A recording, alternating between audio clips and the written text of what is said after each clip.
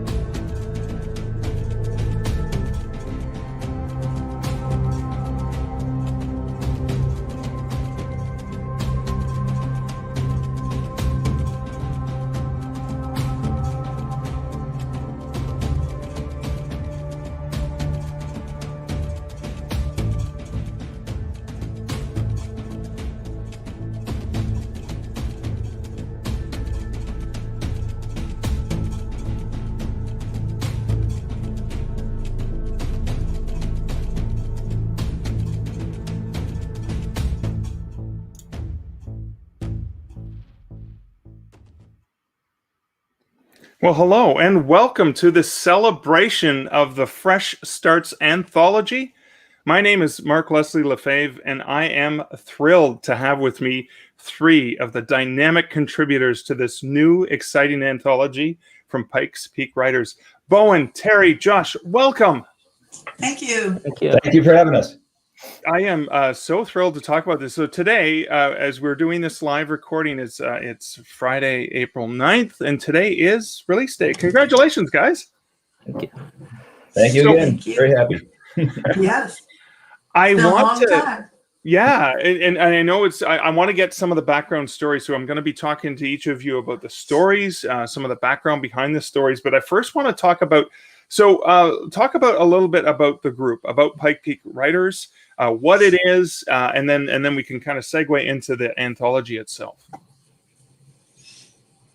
I'll answer that if that's okay. I mean, That'd be great. Yeah, thank you. I used to be on the board, so I have a little bit of knowledge about it. Pikes Peak Writers is a nonprofit organization that's pretty much committed to the education and promotion of writers, not just our local area writers, but we're always happy to do so. It's been around for about 28 years. And it actually started with our conference and then became an organization after the first conference we did. And it's been highly successful. Our membership is in the thousands. Members are from all over the country. We do free events 4 times a month for writers. And we also do bigger events throughout the year that are like either half day or full day kind of things. And we do an annual conference that's coming up here. This year it will be virtual. But it's coming up this month, actually, the 23rd to 25th of April.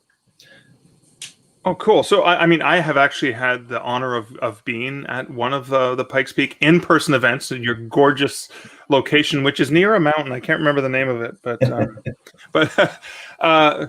so it's virtual this year. Does that mean is there still an opportunity for people to register? Are they still able to get in there and check it out? Yes, they can. Absolutely. Yep. They can go to just go to pikespeakwriters.com. There's a conference link. They can go in there. They can sign up. We're still having similar format to normal. There's workshops. They can still pitch to editors and agents. There are keynotes giving presentations. This year it's Mary Robinette Kowal, it's Revis Wortham, and it's Laura DeSeverio, who is actually a Colorado author. Awesome. Cool. So, Bowen, before this started, we were talking a little bit about the origin of the anthology. Can you get into what was the reasoning behind wanting to put this together, and how did it all happen? It had been kind of a dream of the organization for a while, and it took somebody to actually raise their hand because we're a fully volunteer-based organization. Pikes Peak Writers is. Somebody had to raise their hand and commit to doing it, and Kathy Scrimger is the one who did that. And we actually had a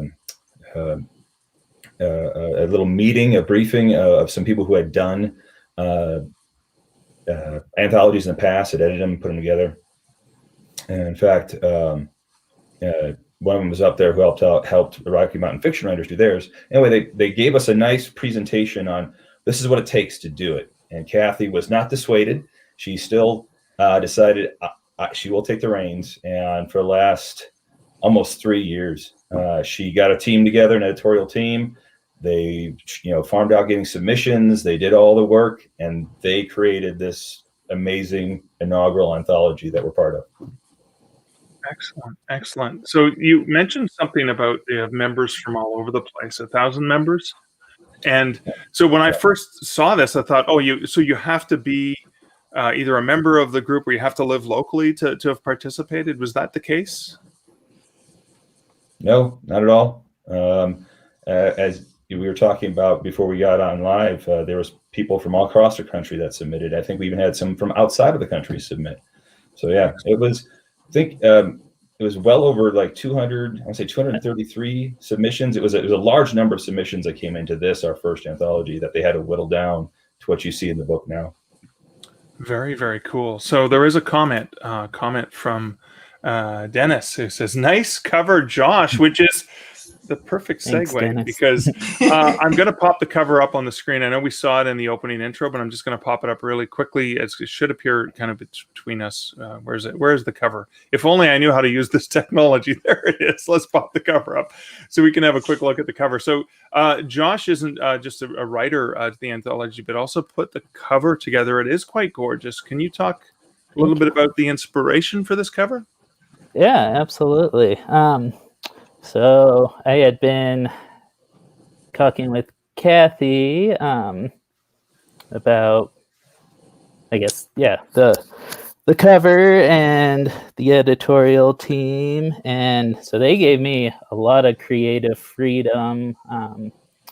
They provided me with the blurb that was shown in the video at the beginning.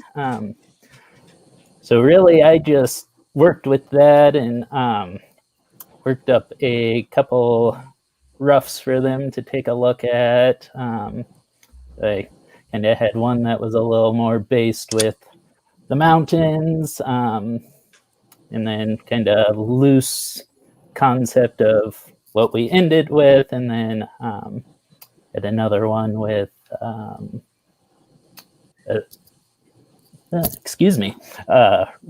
rocket and kind of a little space frontier with that one. So yeah, for this one, I kind of was drawn to the idea with a bridge, and since that's something you always use to cross an obstacle or gets you around an obstacle you otherwise could not safely get to the other side, I thought that played in well with this idea of fresh starts and beginning anew, and kind of that potential for new possibilities kind of was my driving factor with this design. Cool. Well, it is very effective, and it's funny. I hadn't even thought about the bridge aspect, but that makes complete sense when you think about it.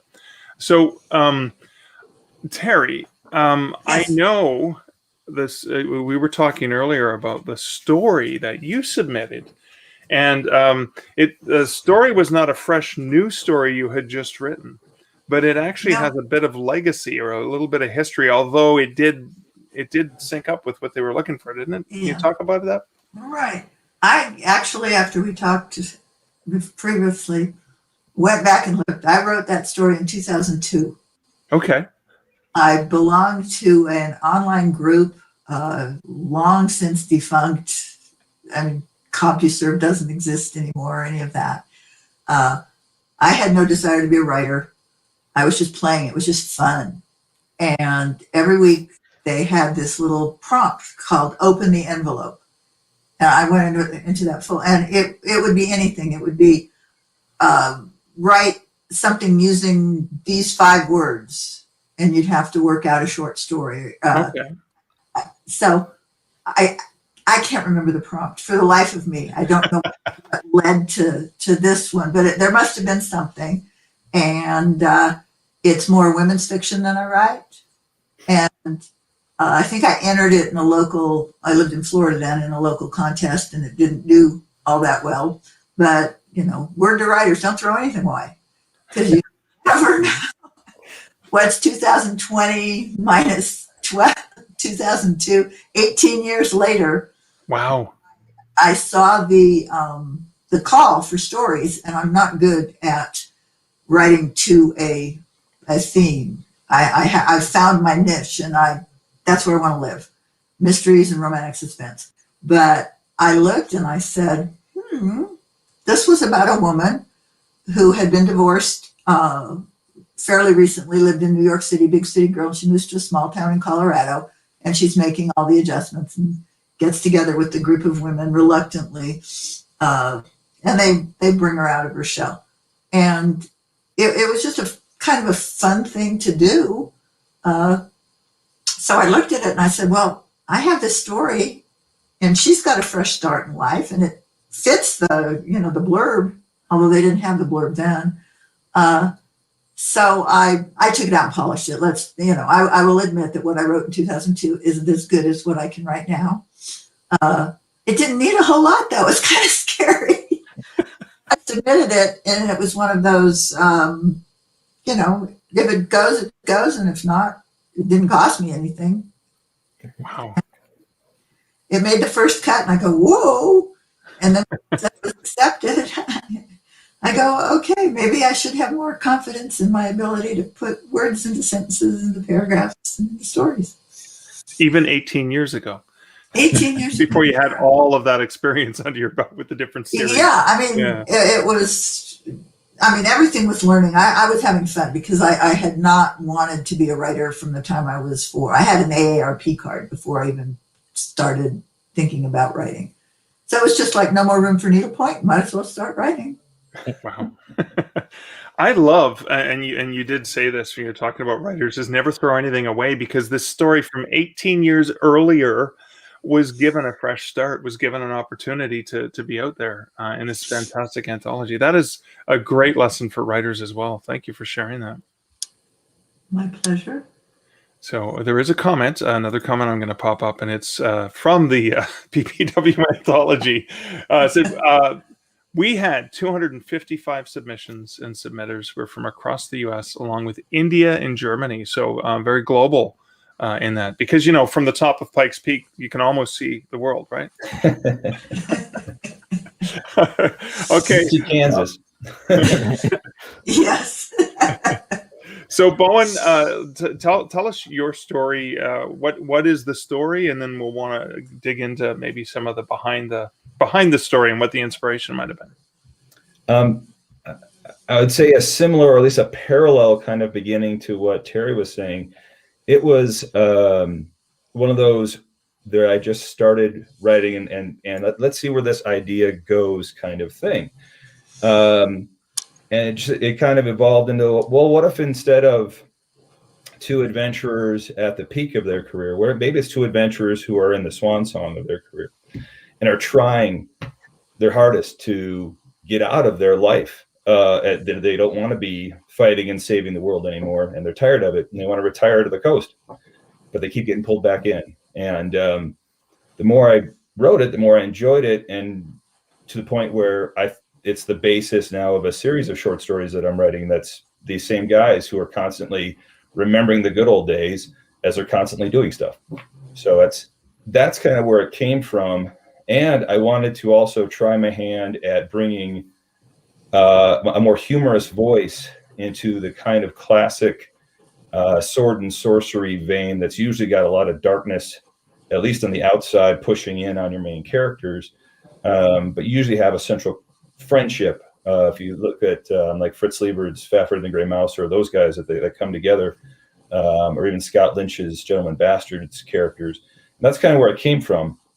And then I tend to write with a pretty snarky attitude for all my characters anyway. So I wanted to bring that in, which is something I've written in like historic or humorous suspense previously. I'm like, I want to try this in a more fantasy vein because I also enjoy reading fantasy, and that's where this story kind of came out of. This, let's see where this goes, and I guess it worked because my story got selected for the anthology. So just to clarify, these characters were characters you were already writing about, or was the story for this anthology the first time you had written about them? This is the very first. This is the first time I wrote about them. I envisioned a scene and started writing that scene, and that grew into what the story became. The characters got fleshed out. I liked playing with them. I went back and started them again and did some more things with them. But yeah, this story came about not specifically for the anthology, but it just happened to parallel that exact time frame. That when I was getting it done is when the submissions came open, and I was like, well, this kind of fits. I'm gonna see what happens. It was kind of a serendipitous parallel line that was going on there. Oh, that's phenomenal. So a fresh story you had just written that would fit, and then Terry had a story that she had written earlier in her writing career that fit too. Mm-hmm. So now we have to get the tiebreaker. Josh, let's talk about your story. Was it a previous story? Was it a new one you just wrote? What's the scoop on your story? Sure. So mine was also a previous story. It was not as many years before as Terry's was. I don't think you're old enough. So I had written it just a few months before, actually. Yeah, so just was feeling very nostalgic that day because I got this idea that I really wanted to write about a snow day and just all the things you could do during a snow day. And so a little bit about what the story is about. My protagonist, Nolan, had never lived anywhere that got a significant amount of snow. So he had this list made up of what he wanted to do when he got a snow day. So that day finally came around, and of course there's things that get in the way that the day doesn't quite work out how he'd like it to, but he needs to figure out how to make the best of that anyway. But yeah, so that kind of was just my concept I was working with, and kind of just write very organically. I just like a small premise, and then I usually look for either a friendship duo or sibling stories, which this has both of those aspects. And then I just kind of start and write and let the dialogue flow and really revolve around those characters and see what comes out of that. And I had a ton of fun with this one. And in the anthology, submission call came out. Thought this could work pretty well just with the with snow, you always have that fresh new possibility, and in this case for my character, this was a whole new experience and something he'd never got to do before, and thought I'd submit it, and was very pleased to see it got accepted. Well, congratulations. I have to ask, the difference for you in creating in words or creating in images, do you approach them similarly or differently? Yeah, it's ironically, or at least I sort of found it a little ironic. It is rather similar for me. I had forgot to mention that with the cover. I have a very organic process with my digital art or graphic design work as well. Kind of just will look at some different images to use, or it's kind of really similar with the writing, that I'm just looking for pieces to play with, and we'll see what will work. And sometimes that requires a lot of revision for both of those mediums, but it kind of really excites me and is what makes the process for both of those things really exciting. Cool. Thank you so much. I'm going to pop up another comment from our good friends, PPW Anthology. This is an important lesson I think we all need to attend to. Also, don't give up on your dreams. One of our accepted authors is published for the first time at 78 years young. Congratulations. Do we know who this 78-year young person is? They know who they are. Congratulations. Don't give up on your dreams. So speaking of dreams, I know Terry, I've read some of her novels. I know she's a novelist as well, but short fiction as well. Josh is an artist as well as a short story writer. Do you guys write long books? Do you write short fiction? Do you write other things? I really have trouble writing short. I don't, it's too hard. I need that 80 to 100,000 words to get it done. I think the first book I wrote when I finished the draft, and this was the first thing I'd ever written, was 140,000 words. Whoa, but your novels aren't that long. No, the editor I spoke with at a conference said, nobody is going to look at a new first-time author at 140,000 words. Wow. If I go to the bookstore, I want the fattest book I can find because it's more words for my buck. Right. It'll keep me occupied longer. But no, I've got them shortened down. But the book started with one of these open the envelope prompts. It said, write a 200-word hook. And I wrote something down, and the comments were, oh, what happens next? And I go, I don't know, because you just told me to write 200 words. The hook. Evolved into that 140,000 word first draft novel. Don't ask Terry to write a 200-word hook. She's going to write 140 pound novel. I did the 200. It just, when they asked me what happened next, I had to write it to find out. Excellent. Bowen, is it short fiction? Is it long fiction? What do you normally land on? I started committed to I'm writing novels, and that's what I'm going to do. And my first novel manuscript, I kept getting stuck and restarting for like a year. And then I went to an improvisational writing session hosted by a friend of mine. And that writing prompt turned into a short story. That short story got published. That short story then became the opening chapter of my actually completed novel manuscript that I'm working to get published. But mostly, I, as far as quantity, I've written much more short stuff than I have novel length. I did just complete writing a 25,000 word novella just to see what the novella writing experience would be like. That's that kind of halfway point of words for your buck, as Terry would say. But yeah, that was an interesting experience, and I'm hoping to have. I right now I don't have that limitation of the well-published author like Terry, where there's expectations of what the market wants from you. So I'm playing around and seeing what I like, and I've had reactions to this story that's in Fresh Start saying, what's next? What else is there? Please tell me you're writing more. So now I've lined up a series of adventures for these two characters that I'm going to turn probably into a series of short stories.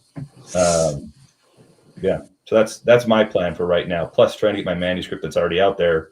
Well, that's what I was going to ask, because this was a common thing. I'm a Canadian, and I study in Canadian literature. You have authors like Alice Munro, whose books were not novels, but they were linked short stories. So it sounds like that's a potential option for you, especially because the story seemed to have resonated. The characters resonated with people. Yeah, and as somebody who's just starting out in this world of writing and publishing, so this right now it looks like I'm going to be writing a series of short stories. But who who knows where this will go. That's a glorious thing about writing, especially if you have characters you get sucked into and you're attached to. Their adventures might be 3,000 words this time, 140,000 words next time. So Don't do that. we'll see where they go. Awesome. Another assist from our friends saying Bill May was the author, 78 years young, first story. Congratulations, Bill. How awesome. How awesome. Don't give up on that writing dream. Now, guys, we have a question from Buffy. Buffy asks a question, and I'd like you guys to all take turns answering this one. Is how has the pandemic affected your writing? Has it slowed it down? Has it given you more time to work? Has it even changed your focus or style? Thank you for that question, Buffy. Who wants to have a stab at this first? Go ahead, Terry. Okay. I found that the effect of the pandemic was mostly on my brain. I wasn't able to concentrate as much. And so things felt like they were going slower, but when I looked at my word count, the novel took me about the same amount of time to finish as the other ones had. What I found that I couldn't do was have bad stuff happen. There's no pandemics in my book. Right. The one that I was writing right after that was nobody from the IRS is listening. We took a 50th anniversary tour to the British Isles, and we went first class, and it was fantastic. And I go, well, if I can crank out some quickie little romance short story or a quickie romance, I can write off some of this trip expense. And I couldn't write a short, cute romance. It had to be a mystery, and there had to be other stuff going on, and I followed it along. But the pandemic is not mentioned. It turned into a travel novel. Whether there's any more along that, I couldn't travel this last year. I had several trips planned. So this book one is going to be book one for It's a backyard romance that you were writing. That's what it was. what? No, you wrote a backyard romance this year, and you wrote supplies. Yeah. No, I wrote another of my mystery books, but I just couldn't. He's been hurt. He's been dealing with serial killers. I go, no, this is just a cozy police procedural. Is what I couldn't have this bad stuff happen. Yeah. Okay, Josh, you had an answer to that one as well. Yeah, I did. So I was gonna say, and I guess this ties into with what we were just talking about. I originally had started out writing novels for the past 10 years and have written several, and always thought, oh, that's the only thing as a writer I'm gonna do. And yes, few years ago, I had started dabbling with some short stories and realized I didn't know how to write a short story, because everyone always asks, well, that's a nice first chapter, where's the rest of it? I'm like, all right, I need to figure these out a little more. So I had started reading a lot more short fiction and getting into it. So where that comes in with the pandemic, at the beginning of it, I was trying to work on a novel and had got through about 30,000 words, and then for some reason just hit a wall and could not focus on anything of substantial length at all. So for all of last year, I think I wrote 15 or 16 different short stories. Wow. So they were just a lot easier to focus on, and kind of a lot of fun to play around with some different ideas. And I was, really enjoying it, and provided that perfect escape with just the crazy year we all had. And that definitely still plan to continue writing novels and working on another one now, but I think the short fiction has definitely become something that's gonna stick around. Good stuff. And it's been a good omen, right? The short fiction.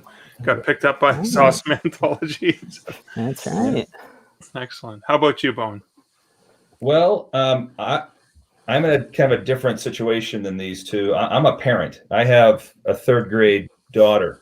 So when COVID hit, her school just shut down. The whole city shut down, and they weren't really prepared for what to do. So it was up to the parents. So I became Professor Papa, leading Professor Papa's Enrichment Academy for my daughter and creating curriculum and all this stuff. So my writing really would have just gone by the wayside, except that I was saved by my critique group. The fact that we actually had a structure that said you had to submit so much every month really forced me to find time, either after she was in bed or maybe when she was, we would end school for her at her school day, like around 1 p.m. And she'd go play with her friends because nobody had a school bell to ring or anything or whatever. But so I ended up having to push and pull the calendar a bit to find time. And I definitely was not as productive as either of these two. I think I got through my novella and maybe 2 short stories in the last year. But it's been a fun balance of playing quasi homeschool. Then when they were allowed to go back in person this January, how that works, and then now they have an outbreak at their school, so now we have to shift back to teaching at home. And it's been very hard to be consistent in any way. But I give my props to my critique group for being there as, it's like having a deadline if you're a journalist. I got to get this in or something. I have to submit something. I don't want to be the one in the critique group who's like, oh, I'm sorry, I didn't have anything this month. So, yeah, it's been very hard to have a consistent writing schedule. I have some other writers I follow online who are like, I had a good day. I pumped out 5,000 words today. I'm like, it's not me. I can't do it. My calendar doesn't let it happen. Yeah, there is nothing like those imposed deadlines that can help you, like getting those little pieces in as you can. So, guys, thank you so much for sharing those insights. The book is available. It's available in print. It's available in ebook. Popping up bookstoread.com/fresh starts, which will link you to pretty much any retailer out there for ebook. And then the print book is often tied to the ebook on many of the sites that sell both print and ebooks as well. They can probably order it through their favorite local independent bookstore, I imagine, just by checking out the book. Yep, they can. Right. It's available through your local bookseller, Barnes and Noble, the great and powerful Amazon, whatever it is you want to use. Excellent. Well, guys, thank you so much for taking the time with me today. Thank you to the live audience for asking questions and comments. I'm looking forward to digging into it. It sounds intriguing. The 3 stories that I've heard about in depth today sound amazing. But what I love is this is cross-genre. There's probably something for everyone in this anthology. And I'm picking my copy up on Kobo because I'm in Canada and that's the e-reader of my choice. But it looks like a gorgeous book that I might even have to own in paperback, hoping we can all be in person someday again at Pikes Peak when it's not virtual like this year and get some autographs on those. Guys, thank you so much for hanging out with me today. Thank you for having us. Thanks, Mark. Thanks for inviting us over. Excellent. And I'm going to close with the little musical interlude that we opened up with. So thanks again. And just reminder out there that Fresh Starts is available as of today, April 9th, 2021. Some great short stories, all featuring the theme of Fresh Starts.